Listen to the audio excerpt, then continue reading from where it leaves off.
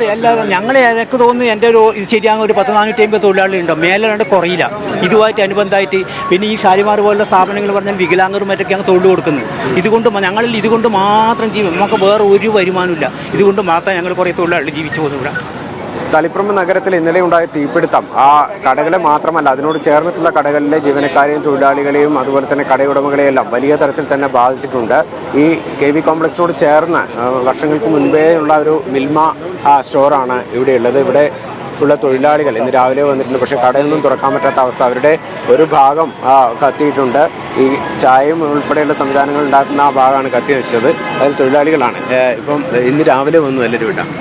ഇത് ഇന്നാ അല്ലല്ല നമ്മൾ രാവിലെ എത്തിയല്ലേ ഇന്നും? അല്ല, ഞങ്ങൾ ഇന്നലെ പോയതേ ഇല്ല.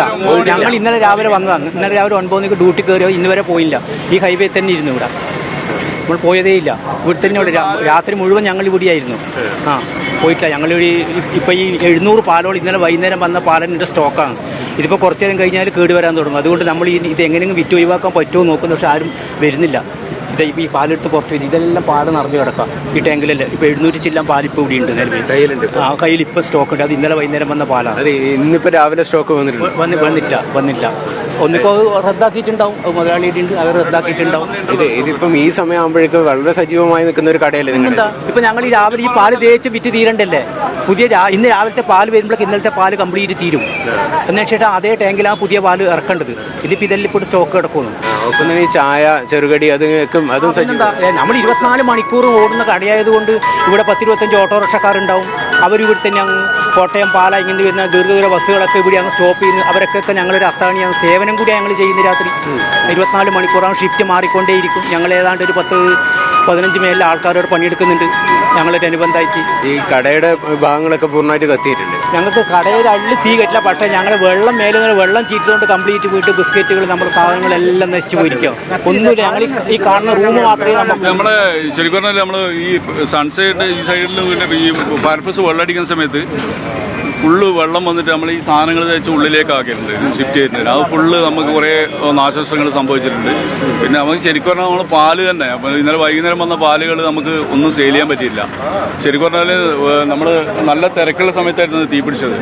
ഒരു പിടുത്തം ഉണ്ടായത് എങ്ങനെയാണെന്ന് ശരിക്കും പറഞ്ഞാൽ നമ്മൾ പിന്നെ വൈകുന്നേരം ഒരു 4:45 കഴിഞ്ഞ സമയത്ത് ആ ചെരുപ്പാടി ഉണ്ടല്ലോ, ചെരുപ്പാടിൻ്റെ അകത്ത് നിന്ന് പുക വന്നത്. അപ്പോൾ പുക വരുമ്പോൾ തന്നെ നമ്മളിങ്ങനെ പറയുന്നുണ്ടായിരുന്നു പുക വരുന്നതെന്ന് അറിയില്ലല്ലോ ഒന്നും.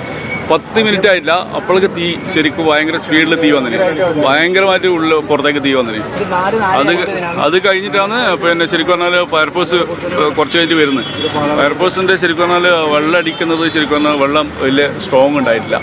അതെന്ന് വെച്ചാൽ ശരിക്കും പറഞ്ഞാൽ ഭയങ്കര ഒരു പവർ കുറഞ്ഞൊരു രീതിയിലാണ് വന്നത്. ആളിപ്പടർന്നത് ശരിക്കും പറഞ്ഞാല് അതിൽ ശരിക്കും പറഞ്ഞാൽ വെള്ളം കുറവായിരുന്നു. വെള്ളം കുറവെന്ന് വെച്ചാൽ ഒരു ശരിക്കും ഫോഴ്സിൽ വെള്ളം വന്നിട്ടുണ്ടെങ്കിൽ ശരിക്കും പറഞ്ഞാൽ ഇങ്ങനെ സംഭവിക്കില്ലായിരുന്നു നമ്മൾ ശരിക്കും വിചാരിക്കുന്നത്. ശരിക്കും പറഞ്ഞാൽ ഇതിനകത്ത് ഇപ്പോ പിന്നെ നമ്മൾ ഈ കടകൾ കത്തിനശിച്ച കടകൾ മാത്രമല്ല, സമീപത്തെ കടകൾ എല്ലാവരും അനാഥരായി. അതെ, അല്ലാതെ എനിക്ക് തോന്നുന്നു എൻ്റെ ഇത് ശരിയാകുന്ന ഒരു 450 തൊഴിലാളികളുണ്ടോ, മേലെ കുറയില്ല. ഇതുമായിട്ട് അനുബന്ധമായിട്ട് പിന്നെ ഈ ഷാലിമാർ പോലുള്ള സ്ഥാപനങ്ങൾ പറഞ്ഞാൽ വികലാംഗരും മറ്റൊക്കെയാണ് തൊഴിൽ കൊടുക്കുന്നത്. ഞങ്ങളിൽ ഇതുകൊണ്ട് മാത്രം നമുക്ക് വേറെ ഒരു വരുമാനമില്ല. ഇതുകൊണ്ട് മാത്രം ഞങ്ങൾ കുറേ തൊഴിലാളികൾ ജീവിച്ചു പോകുന്നു. ഇവിടെ ഞങ്ങളുടെ ഏതാണ്ട് ഒരു 20 തൊഴിലാളികൾ താഴെയായിട്ടുണ്ട്. നമുക്ക് വേറെ ഒരു വരുമാനമില്ല. ഇതുകൊണ്ട് മാത്രം ഇതിപ്പോൾ ഇവിടെ സ്റ്റോക്ക് കിടക്കാം. ഇനിയിപ്പോൾ നമുക്കിപ്പോൾ ഇത് പ്രവർത്തിക്കുമ്പോൾ തന്നെ 2-3 ദിവസം കഴിയില്ലേ. അപ്പോൾ നമ്മളിപ്പോൾ എന്ത് ചെയ്യാൻ ആ അവസ്ഥയിലാണല്ലോ. നമ്മളിപ്പോൾ സാധനങ്ങൾ കംപ്ലീറ്റ് നമ്മൾ ഇതിൻ്റെ അകത്ത് തേച്ച് നിങ്ങൾ കയറി കാണാം. ബിസ്ക്കറ്റുകളൊക്കെ ഇങ്ങനെ വെള്ളത്തിൽ നിറഞ്ഞു കിടക്കുക. അതായത് ഈ കടകൾ, ഇവരുടെ കട വലിയ തരത്തിൽ അഗ്നിക്കിരയായിട്ടില്ല. പക്ഷേ ഈ കടകളിലുള്ള സാധനങ്ങൾ പൂർണ്ണമായി നശിച്ചിട്ടുണ്ട്. ഭക്ഷണ പദാർത്ഥങ്ങൾ മുഴുവൻ ഈ ഫയർഫോഴ്സിന്റെ വെള്ളം അടിച്ച സമയത്ത് അത് മുഴുവൻ ഇതിനകത്ത് എത്തിയിട്ട് അത് നശിച്ചു എന്നുള്ളതാണ് പറയുന്നത്. അതുപോലെ തന്നെയാണ് സമാനമായിട്ടുള്ള സാഹചര്യം ഈ മേഖലയിലുള്ള സമീപത്തെ കടകളിൽ, അഗ്നിക്കിരയാകാത്ത കടകളിലുള്ളത്.